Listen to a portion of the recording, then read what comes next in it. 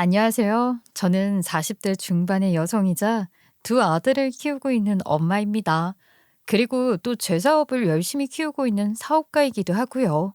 제 인생 아주 간략하게 이야기를 하면 평범하게 자라서 27살에 아무것도 모르는 상태로 결혼해서 시댁에 엄청난 구박을 받았었다는 게 전부라고나 할까요? 남편은 저보다 한 살 위였는데 시아버지와 함께 타이어 가게를 하고 있었어요. 간단한 차량 정비도 겸하면서 타이어를 판매하고 타이어 교체를 해주고 그런 일 있잖아요.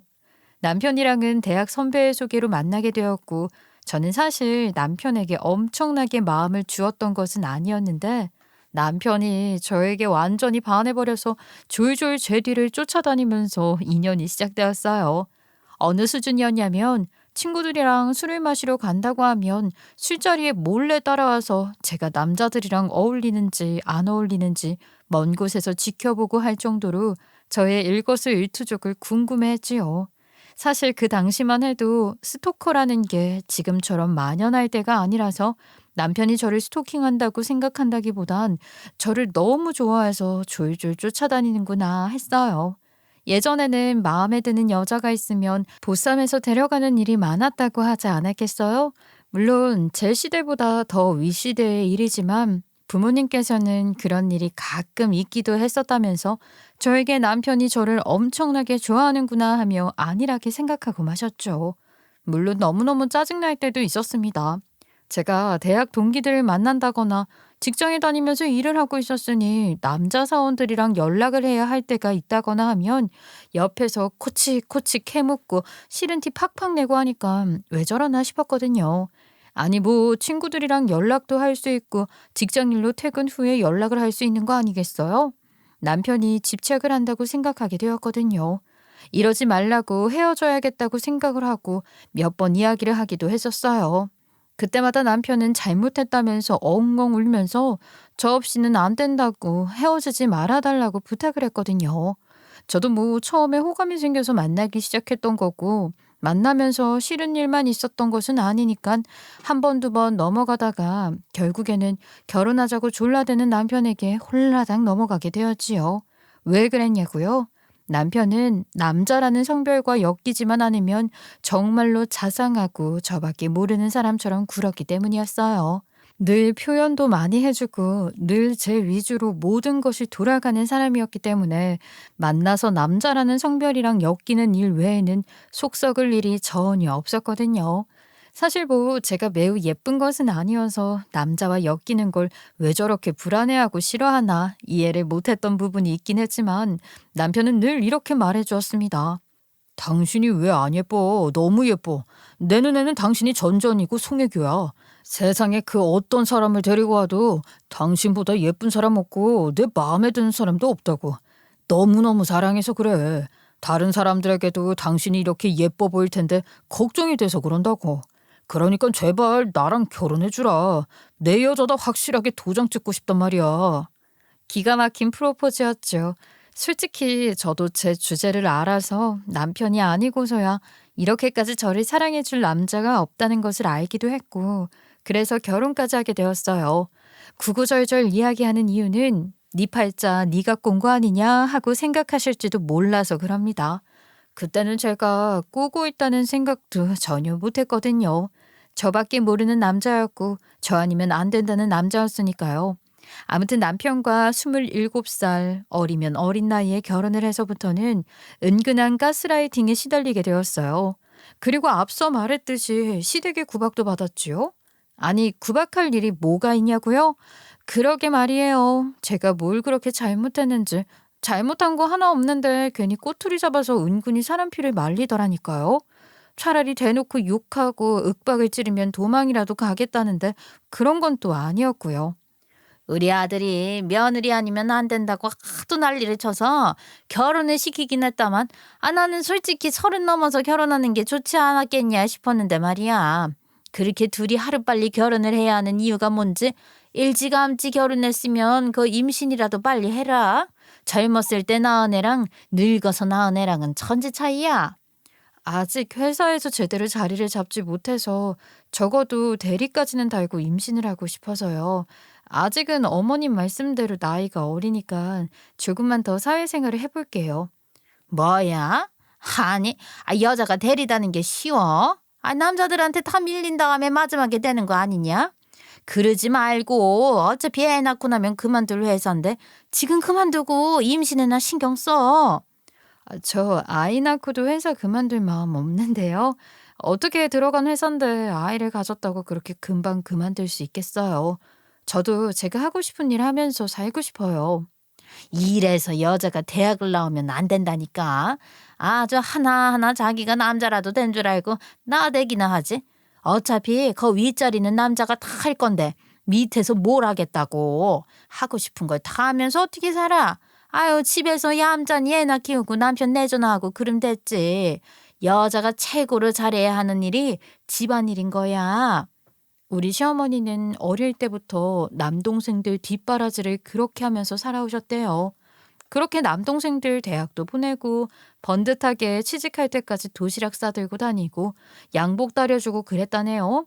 그러다가 시아버지를 만나 결혼을 한 뒤로는 남편 하나를 낳고 자궁에 문제가 생기면서 수술까지 받으셨대요.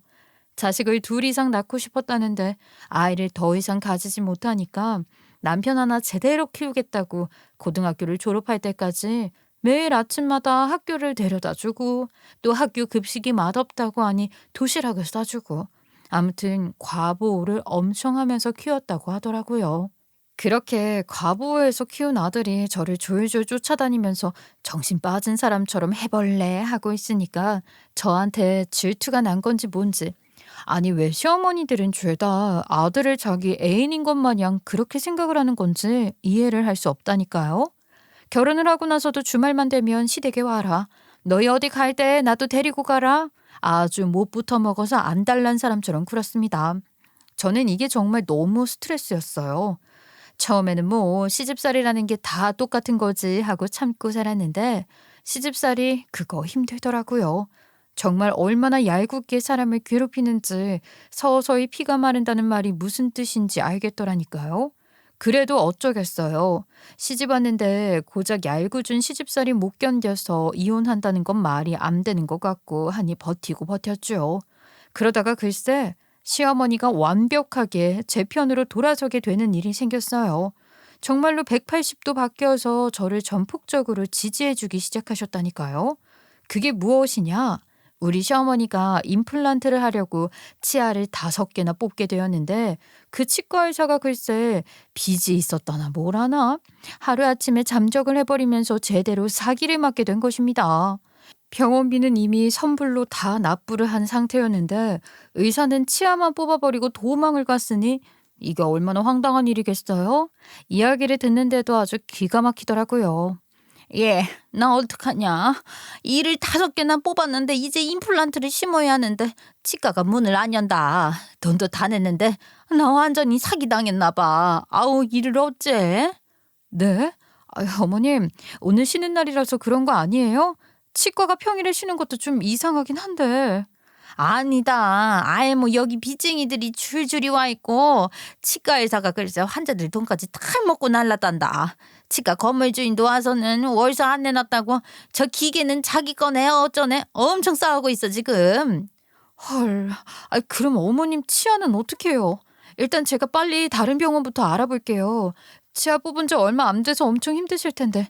어머님, 일단 시댁으로 가 계세요. 제가 죽 좀 써서 갈게요. 그렇게 시어머니가 치통 때문에 죽겠다고 얼굴이 땡땡 부어서 힘들어 하시는데 제가 엄청나게 극진하게 병간호를 해드렸었거든요. 제가 그 고통을 너무나도 잘 알아서요. 저도 고등학교 때 어금니가 엄청 말썽을 부려서 고생을 했었기 때문에 그 아픔이 말로 표현하기 어려운 아픔이라는 걸 잘 알고 있었죠. 치아를 뽑아서 발음도 줄줄 새는 우리 시어머니, 시아버지한테 말을 해도 시아버지가 못 알아듣고 짜증만 내니까 결국엔 제가 가서 시어머니 말 다 들어주고 밥도 제대로 못 드시고 계실 게 뻔해서 죽도 다 써드리고 하면서 극진히 간호했어요. 거기다가 통증 때문에 너무 고생하시니까 항생제까지 시간 맞춰서 일일이 드리고 진통제도 드리고 거의 일주일 동안을 시어머니 옆에 착 달라붙어서 시어머니 병간호를 했더니 그러시더라고요. 아이고, 아니 내가 글쎄 평생 뒷바라지했던 남편이랑 자식 새끼는 내가 아프든 말든 신경도 안 쓰고 잘 알아보지도 않고 돈부터 냈다고 구박만 하는데 우리 며느리만 나를 평간호해 주는구나. 내가 그동안 너한테 쓸데없는 질투심에 오해하고 힘들게 했던 거 그거 다 사과하마. 우리 며느리가 진짜 진국이었네 글쎄. 그동안 아들 빼앗긴 기분에 모질게 굴어서 미안하다. 시어머니가 기가 팍 죽어서 사과를 하는데 저는 시어머니 손 꼭 붙잡고 앞으로는 오해 없이 잘 지내보자고 했습니다. 솔직히 마음에 꽁한 게 없진 않았지만 저에게 사과를 해오시니까 저도 받아들이자 하는 마음이 들더라고요. 제 마음을 눈치채신 건지 시어머니는 마음씨까지 대인배라며 그 뒤로부터는 저에게 잘해주시기 시작했어요. 별것도 아닌 일로 저를 못살게 굴었었는데 그게 사라지니까 결혼 생활 너무나도 할만하더라고요. 그런데 글쎄 육아를 하게 되면서부터 진이 빠지는 줄 알았습니다. 첫째 아이를 낳은 이후에 연년생으로 둘째를 낳고 육아에 미쳐서 살게 되었거든요. 정말 애 키우는 거 너무 힘들더라고요. 거기다가 에너지가 넘치는 아들 둘을 연년생으로 키우려다 보니까 원하지 않아도 살이 쭉쭉 빠지더라고요. 하지만 그것도 몇 년 지나서 아이들이 어린이집에 갈 나이가 돼서부터는 한시름 놓게 되었어요. 오전 10시부터 오후 4시까지 여유 시간이 생기니까 뭘 하면 좋을까 고민을 하다가 제가 워낙에 손재주가 좋았었거든요. 그래서 취미로 베이킹을 했었는데 자격증을 따고 싶다는 생각을 하게 되었어요. 평소에도 빵이나 쿠키 같은 것을 만들어 먹기도 했었고 또 우리 아이들에게 유기농으로 좋은 재료만 써서 간식을 만들어주고 싶다는 욕심이 있어서 자주 베이킹을 했었거든요. 그래도 전문적이지는 않으니까 실패를 하는 경우도 덜어 있었는데 자격증을 따면 괜찮을 것 같은 거예요. 이거다 싶은 마음에 학원에 등록하게 되었고 손재주가 많던 저는 금방금방 수업을 따라가면서 자격증을 취득할 수 있게 되었지요. 주말이 되면 아이들이랑 같이 반죽을 해서 쿠키를 굽기도 하고 남편이 회사에 출근을 할 때마다 간식으로 먹을 수 있게 빵을 구워서 주기도 하고 했어요. 팀 사람들이랑 같이 먹으라고 대량으로 만들어서 회사에 배달도 하고 그랬다니까요. 그러던 어느 날 남편이 저에게 그랬어요. 당신도 이제 30대 중반이 되었는데 애들이 점점 크면 클수록 손이 가는 일도 줄어들 테고 혹시 제과제빵 자격증도 딴 김에 사업을 한번 해보는 건 어때? 사업? 에이, 아이, 그게 얼마나 손이 많이 가는 일인데 사업을 해. 지금은 애들 돌보면서 취미로 하는 거지. 이걸 전문적으로 하기엔 내가 너무 모자라지 않을까? 아니야, 무슨 소리야. 우리 팀 사람들이 당신이 만들어준 빵 가지고 가면 어디서 사온 거냐고 꼭 한 번씩 물어본다니까. 돈 주고 사 먹어도 아깝지 않을 맛이라고 하면서 말이야. 정말? 그냥 하는 소리 아닐까? 내가 가게를 차려서 얼마나 잘 운영할 수 있을지 모르겠어. 사업이라는 게 내가 빵만 만든다고 굴러가는 것도 아니긴 하잖아. 작게 차리면 괜찮지 않을까? 요즘 개인 카페들 같은 것도 엄청 많잖아. 자기는 개인 빵집을 차리는 거지. 혹시 알아? 맛집이라고 소문나서 전국에서 빵 사 먹으러 오게 될지. 나는 당신이라면 해낼 수 있을 것 같아. 내가 든든하게 뒷받침해 줄게. 거기다가 치과 사건 이후로 쭉 제 편을 들어주었던 우리 시어머니까지도 적극적으로 사업 한번 해보라고 며느리가 만들어준 빵보다 맛있는 게 없다면서 저에게 힘을 실어주었어요. 남편이 시아버지랑 같이 타이어 사업을 하고 있었잖아요. 시아버지께서도 사업하는 거 별거 아니라면서 저에게 어려운 일이 있으면 도와주겠다고 빵집을 한번 차려보라는 말을 하시더라고요. 근데 저도 빵 만드는 일이 너무나도 즐거웠고 제가 만든 빵이 맛있다는 걸 알고 있었기 때문에 남편이랑 시댁 식구들이 뒷바라지 든든하게 해준다고 하니까 마음이 움직이긴 하더라고요. 제가 집에서 놀면 뭐하나 싶은 생각도 들고요. 물론 빵가게를 열게 되면 아이들이랑 보내는 시간이 줄어들지도 모르겠다는 생각이 들어서 고민을 하고 있었긴 했어요. 그런데 좋은 아이디어가 떠올랐습니다. 유치원생부터 초등학생을 대상으로 쿠킹 클래스를 열면서 빵 장사를 하면 괜찮겠다 싶은 거예요. 아이들이 빵 반죽을 하고 틀에 넣고 할 작은 공간만 있으면 되니까 딱이다 싶더라고요. 우리 아이들이 유치원에서 하원하고 돌아와서 거기서 시간을 보내도 되는 거고 말이에요. 그래서 저는 고민 끝에 남편에게 빵가게를 열어보겠다고 말을 했습니다. 문제는 제가 가진 돈이 없어도 너무 없었다는 거였어요. 직장 생활하면서 모아둔 돈이 있기야 했지만 빵집을 차리는 데 들어가는 돈이 어마어마하더라고요. 왜냐면 베이킹 조리기구부터 시작해서 인테리어도 싹 해야 했고 가게 자리도 만만치 않게 비싸서 돈이 너무 많이 들어가는 거예요.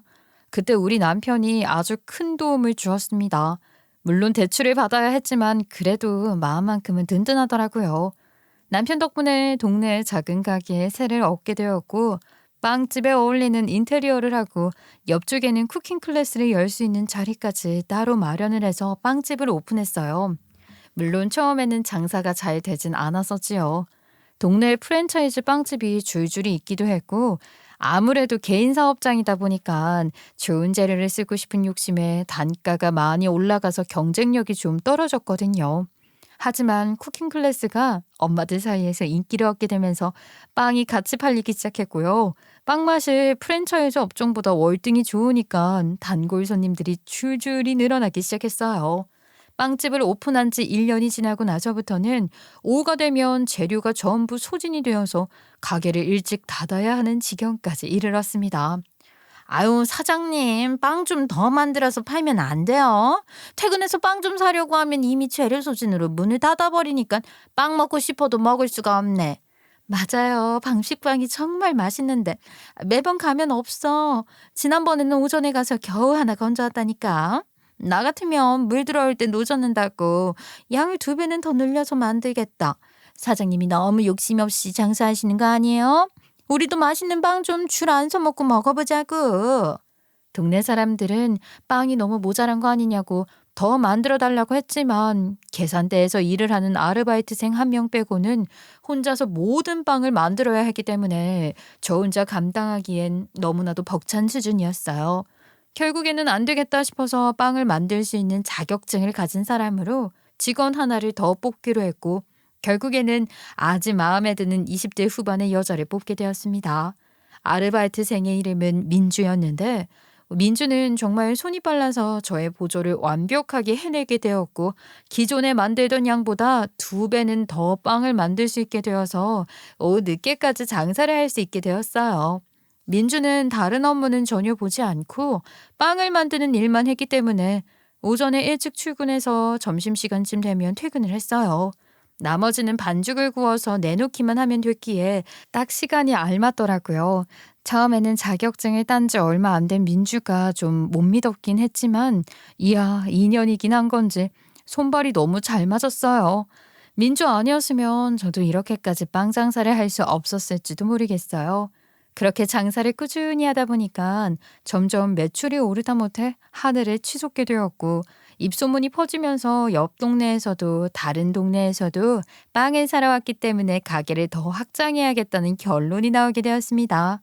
저는 가게를 연 지 2년이 지나서 전세 계약을 갱신해야 할 때쯤 훨씬 더 큰 매장으로 이사를 하게 되었고 쿠킹 클래스만 전문적으로 지도해 주실 선생님도 뽑고 아르바이트생을 3명 더 뽑아서 운영을 하게 되었어요. 커피도 같이 팔면 좋겠다는 말에 커피 머신도 들여놓고 점점 대형 매장이 되어갔습니다. 제가 돈을 벌면 벌수록 우리 시댁에서는 잘하고 있다고 너무나도 고생이 많다면서 우리 아이들을 더 잘 돌봐주시려고 했어요. 특히 시어머니께서 저에게 복덩이다, 예쁘다 해주시는데 처음엔 그렇게 시집살이를 못 시켜서 안달이 난 사람처럼 굴더니 확 바뀌었지요.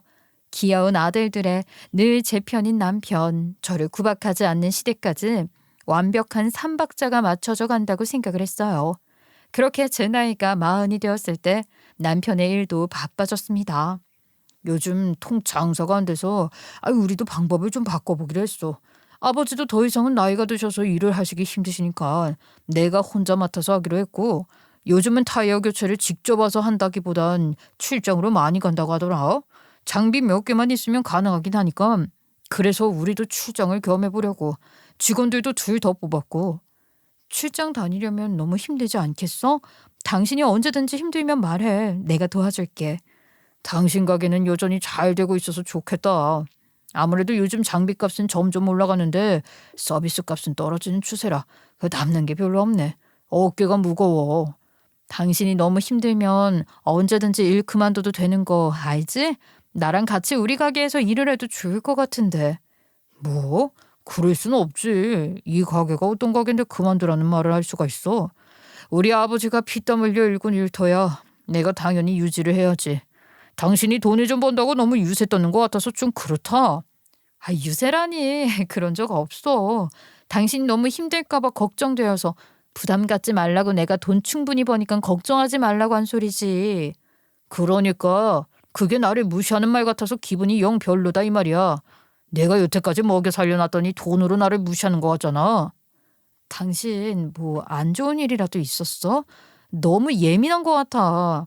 내가 그런 의도를 가지고 말을 한 게 아니라는 건 잘 알고 있잖아. 그래, 미안해. 내가 너무 예민했나 보다. 이번에 타이어 단가가 올라서 걱정이 많았는데 그것 때문에 괜히 내가 당신한테 화풀이를 한 것 같아. 그래도 앞으로는 좀 조심해줬으면 좋겠어. 난 당신이 돈 얘기할 때마다 기분이 상하더라고.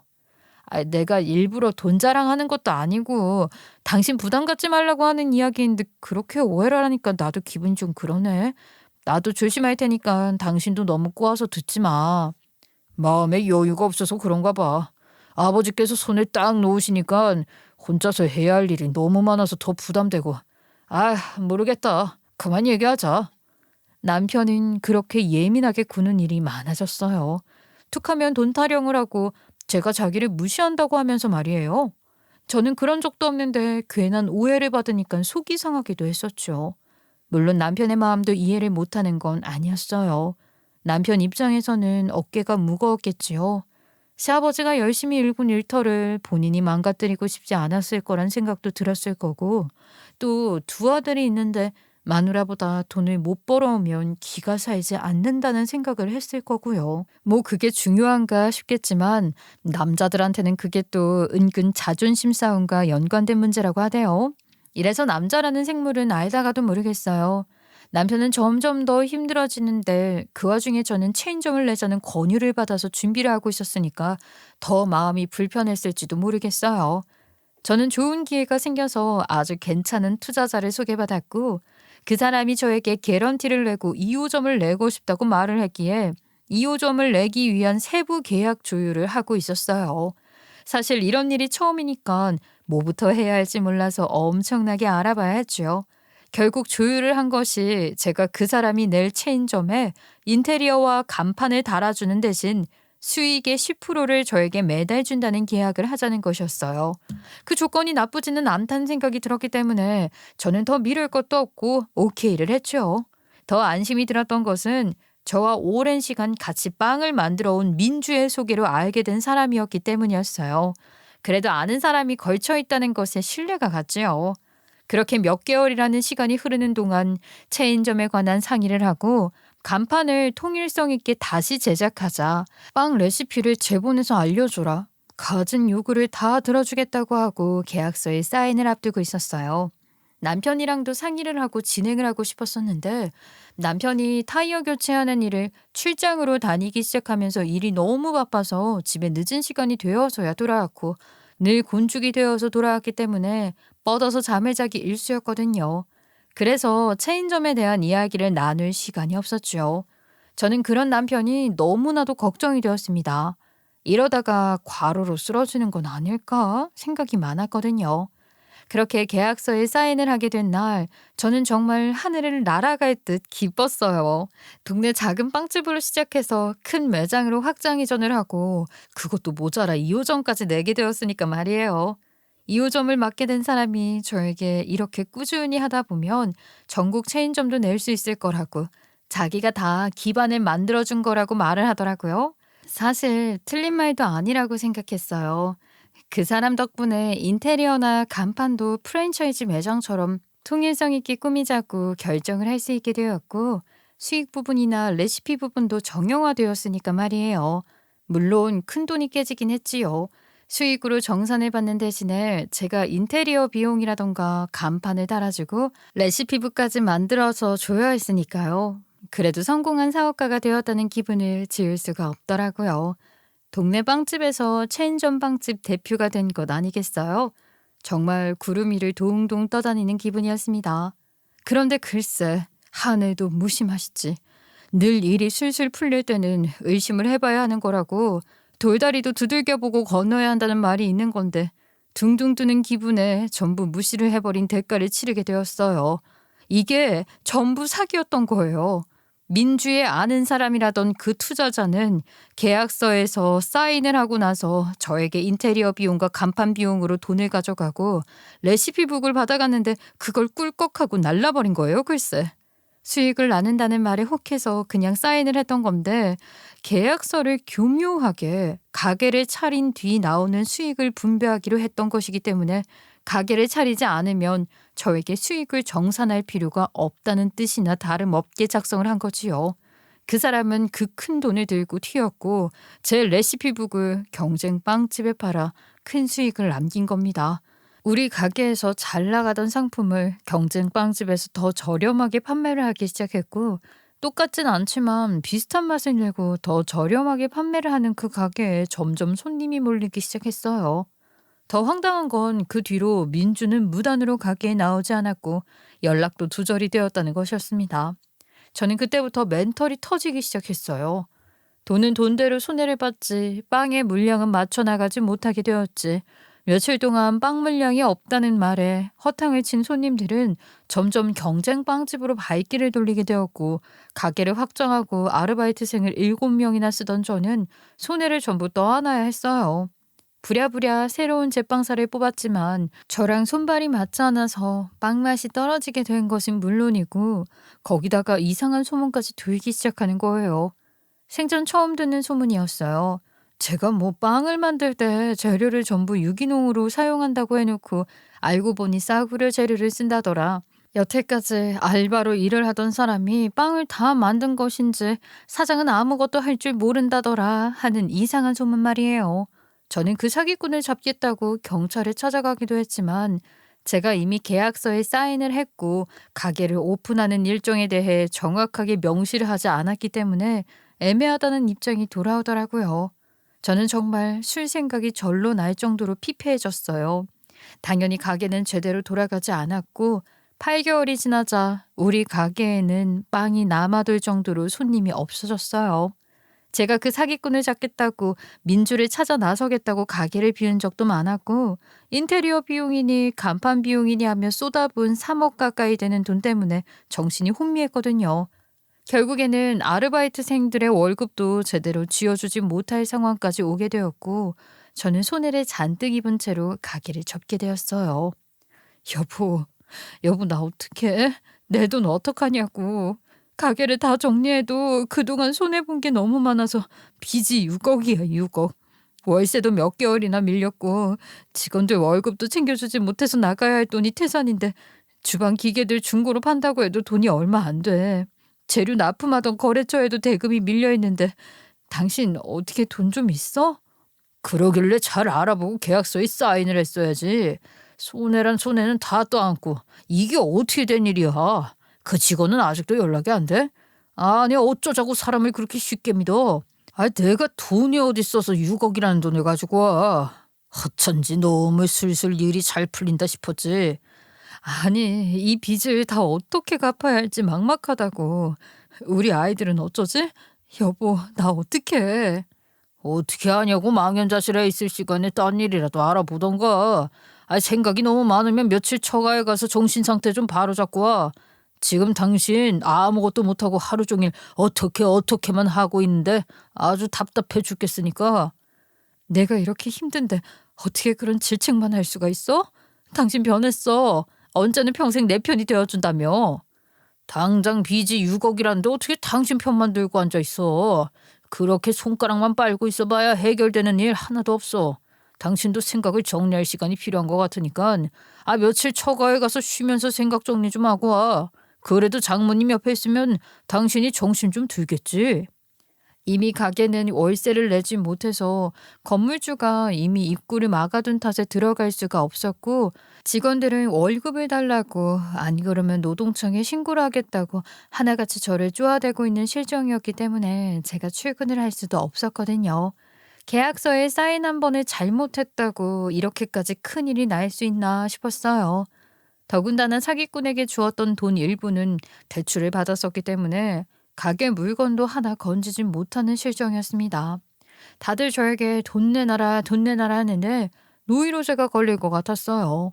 무력함에 아이들을 데리고 친정에 갔었는데 우리 둘째 아이가 초등학생임에도 불구하고 애착 인형이 없으면 잠을 자지 못하거든요. 근데 제가 집에 애착 인형을 두고 온 거예요. 애착 인형을 가져다 달라고 울고불고 난리를 치는 바람에 밤 9시에 집에 가게 되었습니다. 현관문을 열고 들어갔는데 신발장에 못 보던 여자 신발이 하나 놓여 있는 거예요. 그것도 빨간색 플랫 슈즈가 말이에요. 순간 뭐지? 싶어서 놀란 마음에 현관문도 소리 나지 않게 조용히 닫고 방문이 닫혀있는 안방문 앞에 섰는데 가슴이 엄청나게 콩닥거리더라고요. 방문을 아주 천천히 열었더니 안방 침대 위에 두 인간이 보이는데 한 놈은 누가 봐도 남편 놈이었고 한 년은 정말 너무 놀라고 말았습니다. 연락이 두절되고 소리 소문 없이 증발해버린 민주가 거기 떡하니 있는 게 아니겠어요? 너희들 지금 뭐 하는 거야? 민주 네가 어떻게 내 남편이랑 내가 쓰는 침대 위에서? 아이씨 깜짝이야.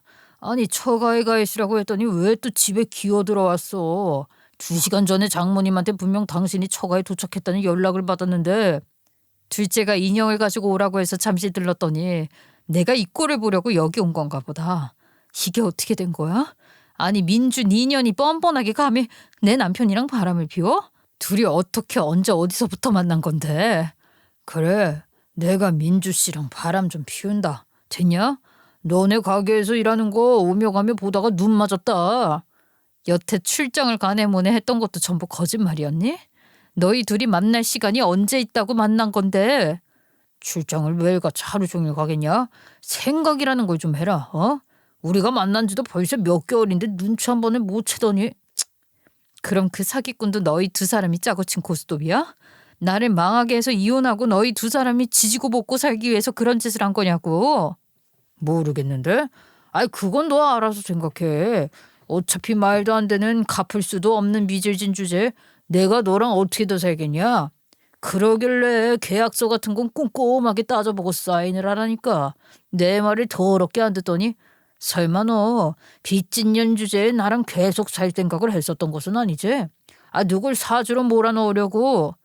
뭐라고? 어떻게 당신이 나한테 이런 짓을 할 수가 있어? 그동안 당신이 나한테 얼마나 헌신적으로 했는데 내가 당신을 얼마나 믿었었는데? 내가 좋아서 그랬겠냐? 그래 처음에는 좋아서 그랬지. 근데 시간이 지나면 지날수록 돈 좀 만진다고 은연중에 낯가을 부는 듯이 말하는 것도 기분 나빴고 제 잘난 맛에 기고만장한 것도 기분 나빠서 못 견디겠더라. 민주 씨는 말이야 그런 사람이 아니야. 늘 내 뒤를 받쳐주는 사람이라고. 네 덕에 민주 씨를 만나게 된 건 참 고맙다. 민주는 늘 오후 2시에 퇴근을 했기 때문에 그 이후에 남편과 만나서 저 몰래 불륜을 저지르고 있었던 것이었어요. 민주의 사생활이니 오후 시간에 뭘 하는지 제가 알 길이 없었지요. 최근 몇 개월 동안 마음이 붕 떠 있는 것 같다는 느낌을 받아서 연애라도 하나 싶었었는데 그게 제 남편과의 불륜일 줄 누가 알았겠냐고요. 민주 너 뚫린 님이 있으면 말이라도 해봐. 네가 해명해보라고. 우리가 함께 일을 한 시간이 얼만데 내가 너한테 얼마나 잘해줬는데 내 남편이랑 감히. 해명할 거 없는데요. 보시다시피 사장님 남편분이랑 바람난 거 맞아요. 그러길래 가게 일이랑 아이들만 돌보지 마시고 남편분 간수도 잘하지 그러셨어요? 뭐라고? 얘 좀 봐라. 갓 자격증 딴 너를 내 직원으로 받아들이고 오랜 시간 동안 하나하나 알려준 사람한테 할 말이 그것뿐이야? 그리고 그 사기꾼 어딨어 너. 당장 찾아내. 감사하긴 한데요. 꼭 사장님 아니었어도 전 잘했을 것 같은데요. 그리고 그 사기꾼 저도 몰라요. 저도 모르는 사람인데 사장님한테 이유 좀 낼 수 있게 말 좀 잘해달라고 부탁해서 그냥 아는 사람이라고 둘러댄 것뿐이에요. 딱 봐도 거짓말 같았지만 저도 증거가 없으니까 뭐라고 더 이상 할 방법이 없더라고요. 분하고 속상하고 미칠 것 같았지만 발뺌하는 그 연놈들에게 더 할 수 있는 것이 없었죠. 자, 이제 볼장 다 봤으니까 이만 나가. 우리 두 사람 오늘 할 일이 많거든. 그러니까 나가라고. 너랑은 더 이상 볼 일 없어. 빚이 6억인데 어떻게 그거 갚으면서 사냐. 사랑도 없고 정도 없는데 이제 그만 내 인생에서 나가주라. 저는 정말 너무나도 큰 분노에 휩싸여 뭘 어떻게 해야 할지 모르겠더라고요. 그 순간 아주 오래전 기억이 하나 떠올랐고 저는 침대 위에서 저를 보고 있는 그들을 지나쳐 제 화장대 서랍 깊숙한 곳에 오랜 시간 잠들어 있던 서류를 하나 꺼내서 그 연놈에게 던져주었습니다. 아이 그래 나도 절대 그냥 못 넘어갔지. 사람 어디 죽으라는 법이 있나? 너희들이 원하는 대로 이만 꺼져줄 테니까 이혼해. 이혼하고 너희들도 제대로 벌 받아. 저는 그 와중에 그 두 사람의 불륜의 증거를 남기기 위해 카메라를 들어서 사진을 찍었고 두 사람은 놀라서 이불을 뒤집어 썼지만 힘으로 이불을 끌어내려 끝끝내 경악해 하는 모습을 사진으로 남겨두었어요.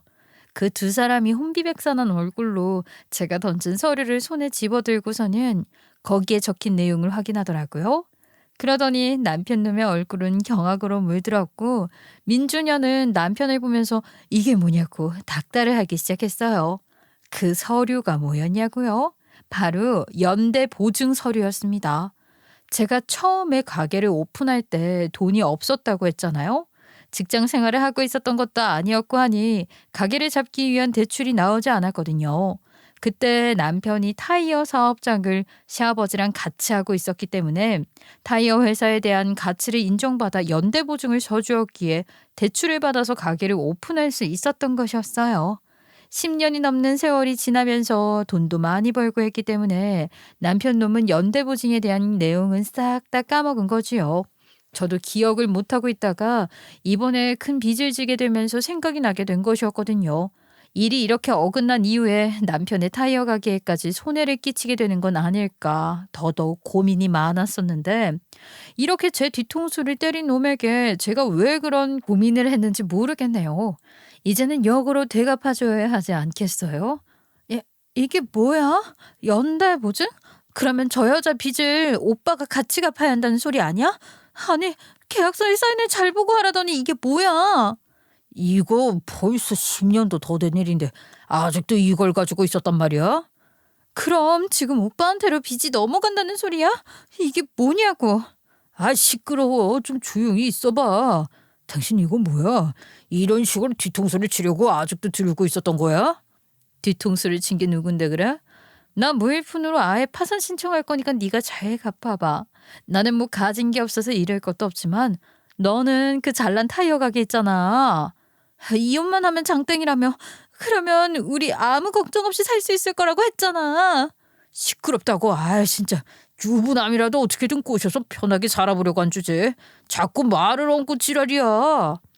뭐라고? 나 지금 말 다 했어? 그러더니 갑자기 민주가 남편의 머리채를 휘어잡고 흔들었고 남편도 이에 질세라 민주의 머리채를 쥐어뜯으며 소리를 치기 시작했습니다. 아주 가관이더라고요. 어디 가서 이런 구경을 할 수 있겠어요. 야야 이거 나 머리털 빠진다고 이거 놓으라고. 몇 년만 지나면 몇 가닥 안 남을 것 같은데 미리 빠지면 뭐 어떡하고. 야씨 너나 놔? 이게 미쳤나 진짜. 저는 그들의 싸우는 모습을 보고선 그 둘의 연락처를 모두 차단한 상태로 아들의 애착 인형을 들고 친정집으로 돌아왔습니다. 당연히 다음날 눈 뜨자마자 변호사를 찾아가 상담을 했고요. 이혼 소송도 진행했습니다. 사진의 증거가 너무나도 명확했기 때문에 이혼은 당연한 지사였지요. 진짜 기가 막힌 일은 이후부터 시작되었습니다.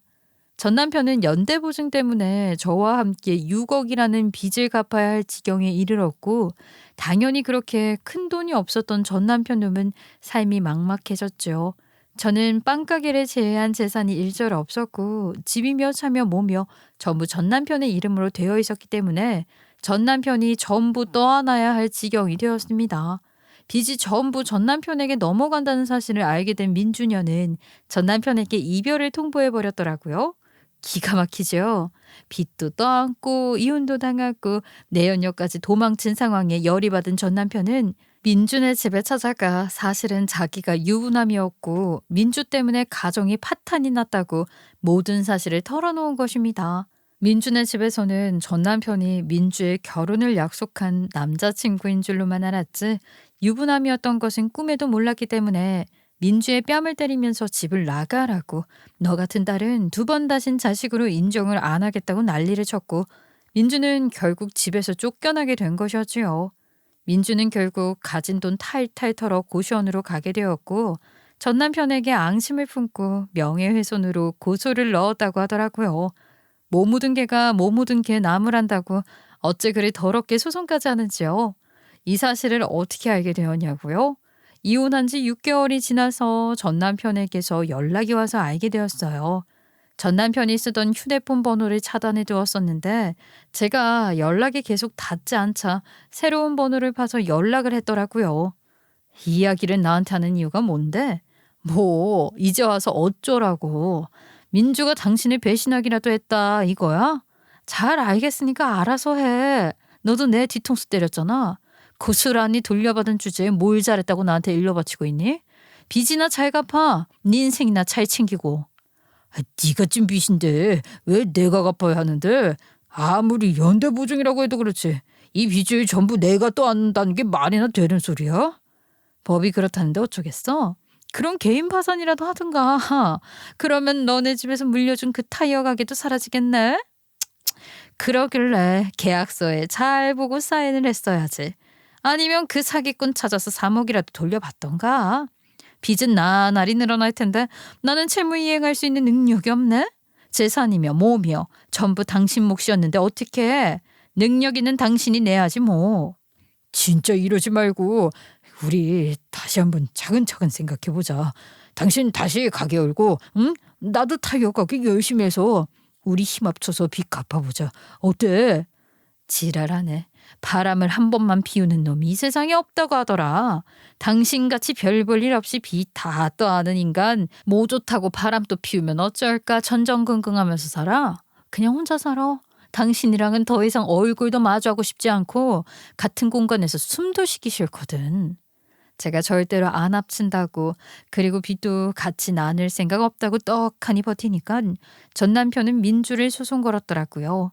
사기꾼과 한패라고 애초에 그 사기꾼을 소개해주고 사기꾼의 계략에 발 담그자고 했던 게 민주라면서요. 서로 그렇게 진흙탕 싸움을 시작하고 그러고 나서 너 죽고 나 죽자 하는 심산으로 소송 중이라는데 웃기지 않아요? 헌체는 이혼만 하면 뭐 결혼할 것처럼 그렇게 사랑을 속삭이더니 돈 앞에서 서로 소송 타령이라니요. 그 둘의 사랑이 얼마나 쓰레기 같은 사랑인지 알겠더라고요. 불륜이 다 그런 거지요 뭐. 소송도 지 마음대로 잘 풀리지 않는지 전 남편은 다시 저에게 연락을 해서는 빌었어요. 여보, 내가 잘못했어. 가게도 넘어가게 생겼고 내가 할 수 있는 일은 없고 당신이 돈 좀 번다고 내가 질투를 했었나 봐. 내가 당신을 얼마나 사랑했었는지 잘 알잖아. 당신이 나를 떠날까 봐 내가 잠시 미쳤었나 봐. 당신 능력 있으니까 우리 타이어 가게 다 팔아서 남은 돈 들고 다시 빵 가게 해보자. 빚도 다 갚고 새로 출발해보자고. 우리 아이들도 너무 보고 싶고 당신도 너무 그리워. 왜? 민주가 돈 못 돌려준대? 그 사기꾼 어디 있는지 모른대? 인간아, 이혼까지 다 앞마당에 여보는 무슨 여보야. 잘 살아봐. 혼자서 평생. 그리고 저는 피날레로 전 남편의 타이어 가게까지도 신고를 때렸는데 전 남편이랑 시아버지가 타이어 가게를 오래 했잖아요. 그 동네에 지방령처럼 붙어 있으면서 타이어 가게 뒤쪽으로 무허가 건물을 2개나 지었거든요. 물론 뭐 날이 가면 갈수록 자자들이 많아지니까 몰래 지은 거죠. 지들 마음대로 컨테이너 박스 가져다 놓고 거기에 수도랑 전기까지 연결해서 쓰고 있었거든요. 창고로도 사용하고 때로는 직원들 낮잠 자고 휴식하는 공간으로까지도 사용을 했고요. 이거 완전히 불법 아니겠어요? 제가 그걸 그냥 넘어가서야 되겠습니까? 확 신고 때려 넣어버렸죠. 이전에는 뭐 원상복구 명령이 나온다 한들 1년마다 한 번씩 이행 부과금이라는 벌금만 내면 배짱 장사가 가능하다고 했었지만 요즘 세상에 그게 가능하겠어요? 철거하라고 하도 난리를 치니 울며 겨자 먹기로 전 남편 놈도 철거를 할 수밖에 없었죠. 거기서 무슨 살림이라도 튼 건지 직원들 침대로 사용하던 매트리스들에 창고에 가득 넣어둔 물건들에 아주 그냥 개판이 되었더라고요. 제가 하도 궁금해서 몰래 가서 구경하고 왔거든요. 구청 직원들은 하루빨리 처리해야 한다고 닥달하지 전 남편 놈은 그 철거 비용까지 감당해야 하지. 타이어 가게 앞에 주저앉아서 당장 돈도 없는데 벌금은 어찌 물고 철거 비용은 어찌 하냐고 울고불고 질질 짜대요. 직원들은 이러다가 본인들 월급도 못 받는 거 아니냐고 수군거리고 있고요. 그 몰락한 꼴을 보는데 어찌나 속이 시원하던지 말입니다. 가뜩이나 연대보증 때문에 돈도 없어 죽겠는데 무허가로 건물 세운 거 철거 비용에 벌금에 저로서는 정말 완벽한 복수를 했다고 해도 과언이 아니었지요. 그 뒤로 타이어 가게가 그 자리에서 사라지게 된 것을 제 두 눈으로 똑똑히 확인했습니다.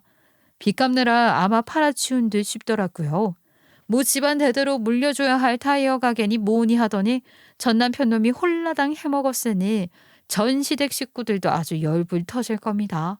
저는 그 연락을 한 이후에 전 남편의 바뀐 번호까지 전부 차단을 해버렸어요. 불륜 남녀의 최후란 이런 거 아니겠습니까? 세상에 한 번만 바람 피우는 놈도 없는 거고 남의 눈에서 피눈물 나게 한 사람들은 그 죄값 고스란히 돌려받는 거죠. 끝까지 갈 거라고는 생각도 안 했지만 이렇게 쉽게 헤어지게 될 줄은 더 몰랐습니다. 그 두 사람 평생 불륜이라는 꼬리표 앞에 불행하게 살았으면 좋겠네요. 저는 그들의 불행을 연료로 삼아 폭주기관차 마냥 씩씩하게 아이들 키우며 잘 살아보겠습니다. 저를 응원해 주시면 더더욱 감사하겠습니다. 오늘도 좋은 하루 보내세요. 안녕히 계세요.